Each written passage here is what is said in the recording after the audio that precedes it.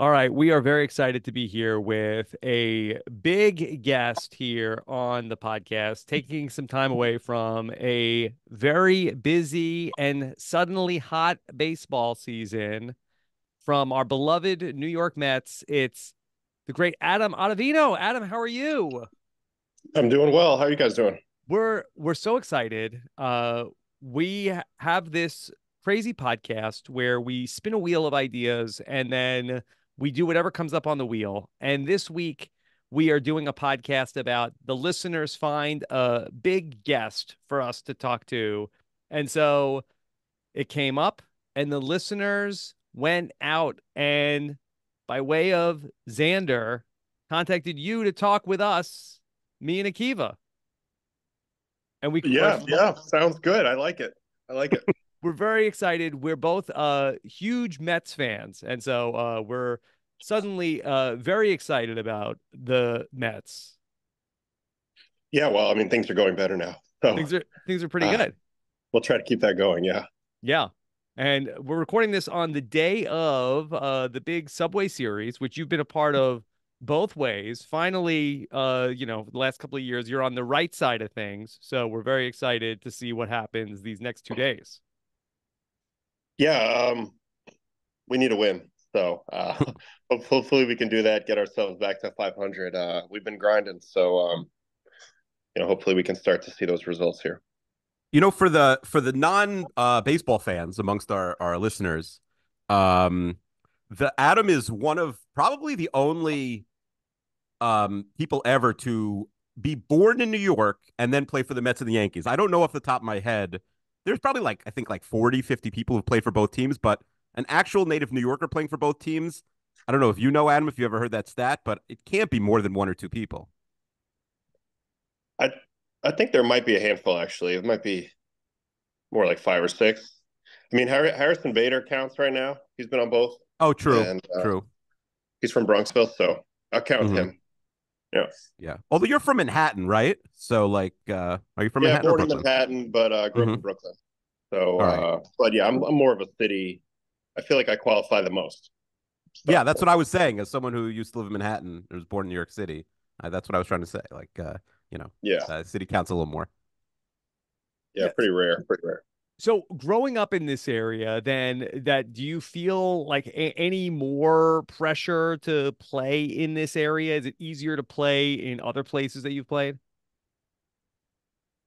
I think that's a question that we get a lot. I think there is more pressure playing in New York, definitely. But I think for me, I'm just fortunate that I had already been around a while before I came to New York to play. Yeah. So I was a little more established and a little better about not paying attention to what people are saying by the time I got here. So it's kind of conditioned to play here. I don't worry about outside noise too much, and it's just nice to play and sleep in my own bed and let my kids have kind of like normal lives instead of traveling all around the country all the time to come see me. So for a lot of reasons, this is the best place for me. But I do think to answer your question, I mean, there's definitely a little more pressure in New York. People tend to live and die a little more with each game than they did in, say, Colorado when I was there. I think Adam, you grew up a Yankees fan, not a Mets fan, right? Yeah, I was definitely swept up more in the mid '90s Yankees. My parents were Mets fans, but I definitely bandwagon jumped from a pretty young age. Now, Rob, I would have imagine if I because Rob and I are both Mets fans from Long Island. If either of my kids decided to be a Yankees fan, I feel like I would disown them, maybe re-own them when Hmm. when I saw the major league 10-year contract type deals. Yeah. Maybe I would have re-owned my kids, but I think disowning for a Yankees fan. Yeah. In fairness, the Mets not a ton going on in the mid 90s while the Yankees were really getting started on Probably when you picked at him, but by the time you got to high school, 99 2000, it was pretty tight. Yeah, I mean, I wasn't like anti-Mets. My Mhm. parents, my mom's always been a Mets fan. My dad's side of the family was more Brooklyn Dodgers fans, so then they kind of, became Mets fans kind of by proxy after that. But I don't know, like there was no Yankee hatred in my household, and like I said, it was just like kind of like a tidal wave of of Yankee stuff. I mean, they got really good there in the right in the heart of my childhood when I hadn't really like become diehard either way yet, and so it's just kind of the way it went. I had a friend who worked for the Mets, who was a Mets fan growing up with me, and he said, like, Akiva, if the Yankees offered me $1 more, like, I would go work for the Yankees. Whereas I had another friend who didn't work for the Mets, but when I told him about it, he said, like, no, I would let my kids starve before I went to work for the Yankees. So I guess depends how hardcore you are. Yeah, and I've seen it all because I even played for the Red Sox too, which is like another whole nother level of hatred from the Hmm. Yankee side, and I've just kind of had to deal with it all head on. But it's been cool playing for all of them, and I think I'm in the right place now for sure. Adam, I heard you do an interview recently where you talked about the you didn't know about Grimace for a couple of days. Could you talk a little bit about what that's like, where the fans are very swept up in Grimace being somehow responsible for what the team is doing, and then what it's like from the player's perspective? Yeah, sure. I mean, I think it's cool when there's something to rally behind for the fans. I mean, I I'm not out there for the national anthem or for the first pitch every day. I'm usually finishing up my nap, so I didn't even know that there was a Grimace sighting at the field and that he was throwing the first pitch. I don't think a lot of guys knew. I think we were just so focused on getting out of the funk we were in as a team.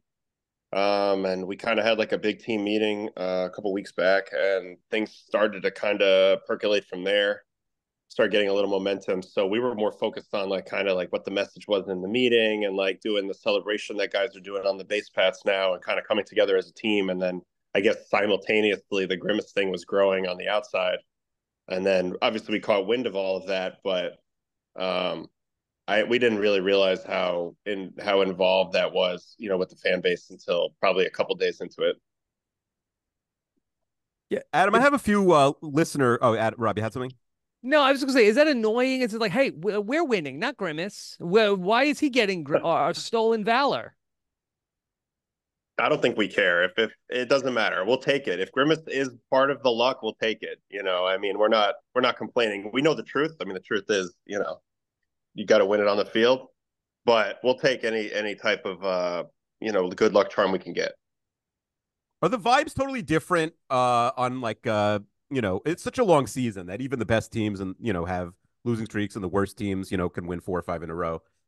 Is it so different, especially when you're traveling, like just the vibes in the clubhouse and on the plane, if you've lost in a few in a row versus one, or is it on like a real veteran team like the Mets, where almost everybody but Alvarez is basically 28 plus?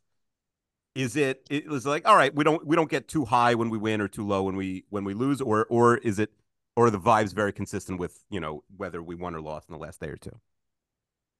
Yeah, I mean, as you said, we're mostly an older group, and we were even an older group last season too. And I think you're kind of conditioned to take it one day at a time and not, let yourself get thrown off or let the clubhouse get too negative off of a tough stretch. But it is tough though not to. It's human nature.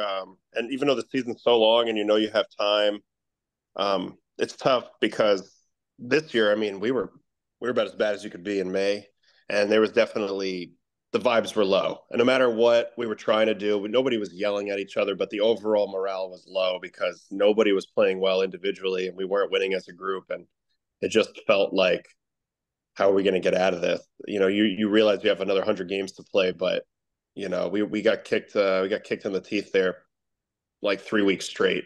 So yeah, vibes are very low, and obviously they're a lot higher now. But I do think us as a group over the last couple of years, we've done a good job of not pointing fingers and not getting too wrapped up in one game here, one game there. I think overall we've tried to stay positive, but now that we are winning, the vibes are just so much better, and we're so much more together, and everybody's just trying to ride that. Adam, you said that you're not usually out there around the first pitch. That's around the time that you're finishing up your nap. And Yeah, I want to hear more about the nap. yeah, we want to know a little bit more about the nap. Is that common? Like, are all the relievers sleeping before the game, or is that something that just you do? it's gotten more popular lately, last few years. When I first came up, it was frowned upon. It wasn't something that people did, but it started becoming more accepted 7, 8 years ago. And when I had my first kid, we just weren't sleeping as much as we needed to be. Yeah. So I started taking about a 25, 30-minute nap leading up to the first pitch. Where do you Before nap, Adam? Yeah. So at the home stadiums now, all the clubhouses have like nap rooms. So Yeah. it shows you that they're acceptable now. Like we have a room with the Mets where there's 2 beds, and then there's like 4 of these like chairs that you can recline all the way back in that are like kind of like beds. So there's enough room to sleep 6 in the sleep room. And then, Is there a fight over the beds, Adam, ever? well, it's kind of like a first come, first serve, but there's usually a pretty steady crew that naps every day. It is a couple relief pitchers and a couple usually bench players, and like a lot of times the guys that are starting the game, if they want to nap, like if Francisco or Pete Alonso, if they want to nap, they're going to do it earlier because they got to get up and get ready for first pitch. But the rest of us, we try to like time our nap to end like a little bit before the first pitch, so then you can get up and get into routine and get ready for the latter part of the game. But honestly, like where I've taken my game to the next level with the naps is I travel with a cot. I have like a travel cot with a from cot. Wow, yeah, you should get I it travel with a sponsored. cot from Cabela's. It's like in a bag. My wife found it, and I bring it on the flights and everything. And so no matter where I am on the road, I can still get my nap in. Keep it. That could be good for you. I like it. I also think if I was a major leaguer, if I was good enough to get away with it, I think like a couple times a season, like I'd go to Mendoza and I'd be like, I'm a little tired.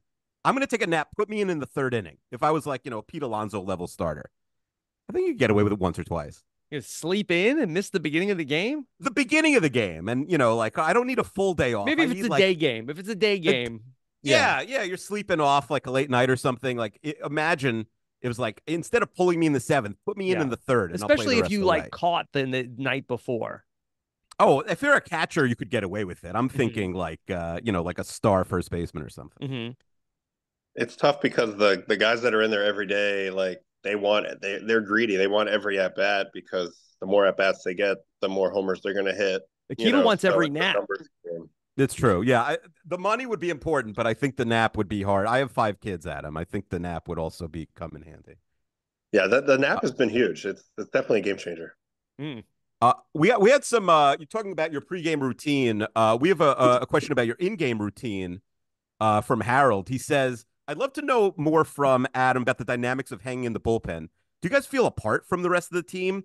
How closely are you following the game while you're in the bullpen? And what are you looking for in particular if you're following the game?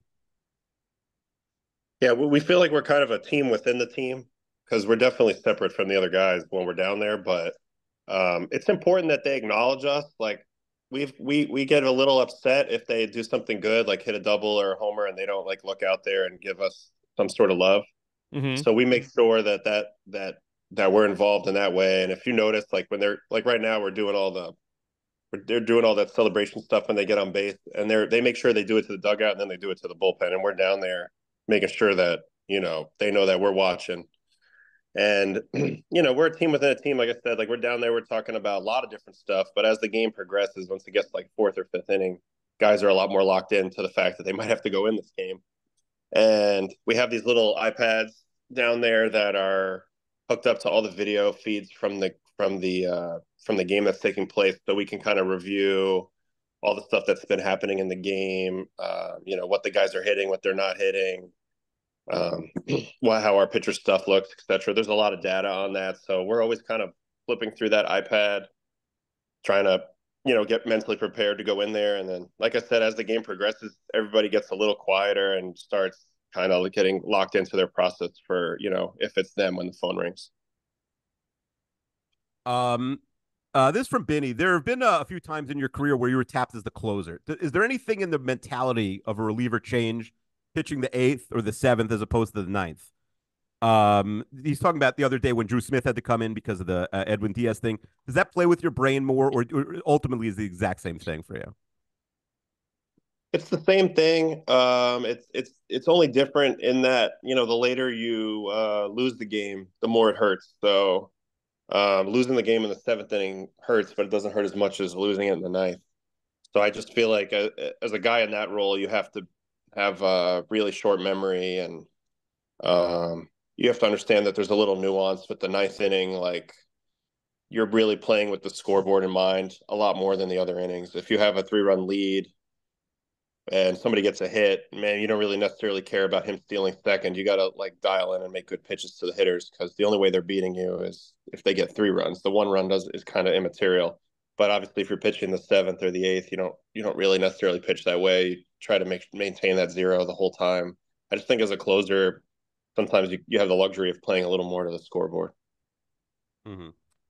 We had a listener ask. Adam is 38 years old. Thank you for letting us know. And there are only 6 pitchers in baseball who have appeared more than him. There are 6 active players with more appearances than Adam Ottavino. Can you name them? Oh yeah, of course. Yeah, it's easy. It's Kenley Jansen, David Robertson, Brian Shaw, and then it's Aroldis Chapman, Mm-hmm. Craig Kimbrell, Mm-hmm. and then Jake Diekman might have one more game than me right now. So Wow. What are you, baseball reference? yes, You just I read am. that in order. Yeah, there you go. That's the order. Boom. That was absurd. The first 5, and it happens to be that was, if you're a not baseball fan, you heard that it was very impressive. 2 of the guys happen to be on the team now. I said everybody's old, but that the Diekman thing also, that was a good pull. But the fact that you knew you were basically even with him, Oh yeah, we've been means we've you have been to check that. trading. We've been trading places for a couple of years now. So Is there a group chat? no group chat, but once you get to a certain point, you definitely notice like, oh, like where you are, games wise. Because as a relief pitcher, like that's kind of like the ultimate goal is just to be in as many games as possible in your career. 1,000 is like kind of the super benchmark. There's only I think 16 guys with 1,000, but um, as you go, I mean that's kind of the badge of honor. Like I've pitched in this many games, they've trusted me to go in there this many times, and I've been durable and I've been around a long time. So when you don't have any all-star games to hang your hat on or anything like that, it's just appearances. So definitely aware of Mm-hmm. where I'm at. Yeah. You must be a huge Jesse Orosco fan then. Oh, huge. Actually got his autograph this year because 1,200 games. I mean, Yeah. guy's the man. He's the man.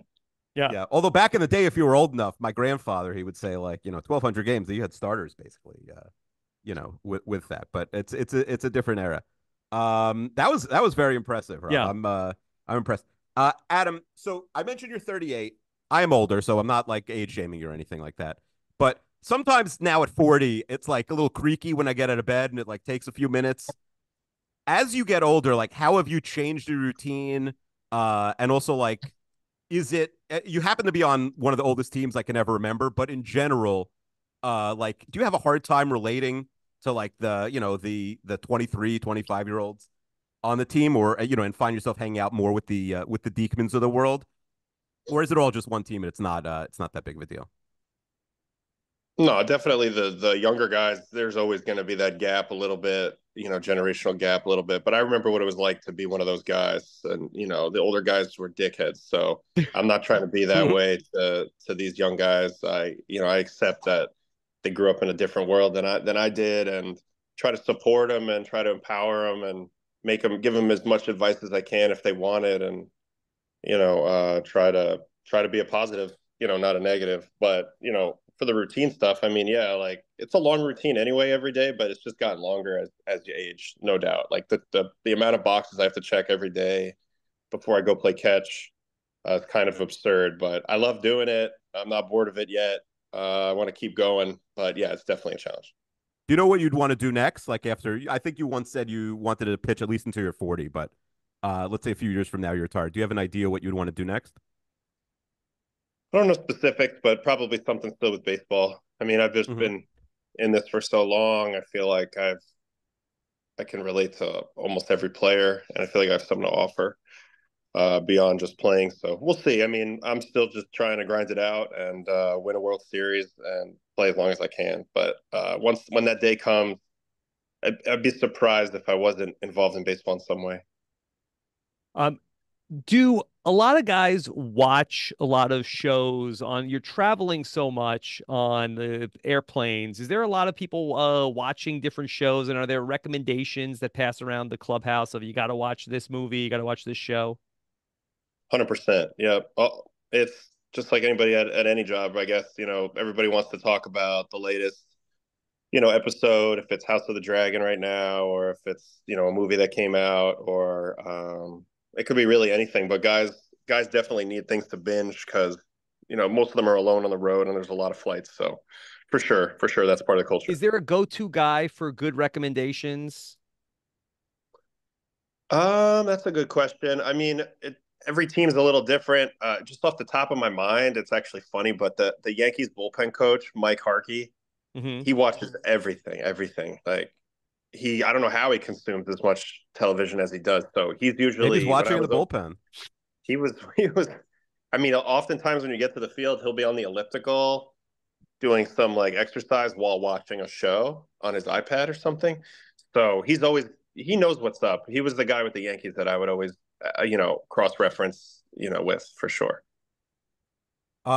Mike Harkey, how many career games played? Ah, I'm gonna guess like 300. 131, but he was a starter. Okay. So He was a starter. Yeah. Okay. I thought maybe Rob. I thought Adam was maybe like a games played savant. He had like the world's most I specific skill of all time. no Hmm. no. That's tough. That's really tough. Are you Is like a huge? Are you a big base? Are you a big like baseball fan? Like, are you like?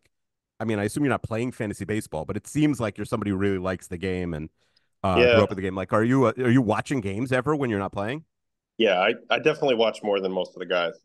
Most of the guys love it, but they get a little burned out because we're playing it every day, which I can relate to. But I get sucked in. If we have like when our game's over, the West Coast games are on. So a lot of times I'm laying in bed watching them on my phone, or at least checking the box scores and watching the highlights. Or if we're not playing, I get sucked into watching another game sometimes, and I'll even watch college games or YouTubes of like high school pitchers and stuff. It's just like it's a kind of a compulsion. Like I don't necessarily want to do it all the time, but I always need to know what's going on. So I end up watching a lot more than the other guys, I think. Adam, is there a brotherhood between everybody who wears the number 0? Probably, but I've only talked to like one or two other guys. I think it's still a pretty small crew. I think more guys are wearing it now. But yeah, I mean, I think it's cool. I was definitely the first pitcher, so now that I've seen a few other guys follow suit, I think it's cool. Yeah. Akiva's favorite drink is Coke Zero also. It's true. I would wear zero for that is true. I'm a loyal man. That's a good point. Someone actually pointed out, I think your wife is Jewish, I read. Yeah, shoot. But someone pointed out if you wore the number 18, which I think now you couldn't anyway, they just retired it for Strawberry. Yeah. Ottavino 18 or Ottavino Chai would be a funny Jewish joke, but I guess it'll never happen. Yeah, she said before, like if you didn't get zero, what number would you go with? And she wanted 18 for sure. But Yeah, it is. Yeah, it is like Ottavino Chai is a famous Jewish saying. So the Chai is 18, so she it wasn't would born on actually the work. 18th, of course. This Okay.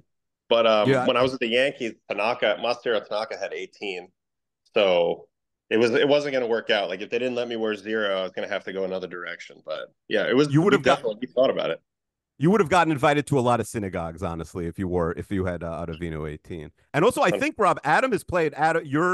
Rob, you're also Italian. Adam has played for Team Italy Oh, and Team USA. I didn't know. I don't know why the WBC basically lets you do whatever you want, but it's not like the Olympics. And I think you were also eligible for Team Israel, if I'm not mistaken. So maybe just even if you retire, you could just play for a different like WBC team every 4 years. It's not a bad idea. I think if I played for Israel, that would be three. I think nobody's done that. A couple That's people the have done record. two. Yeah. Nobody's done three. Yeah. yeah.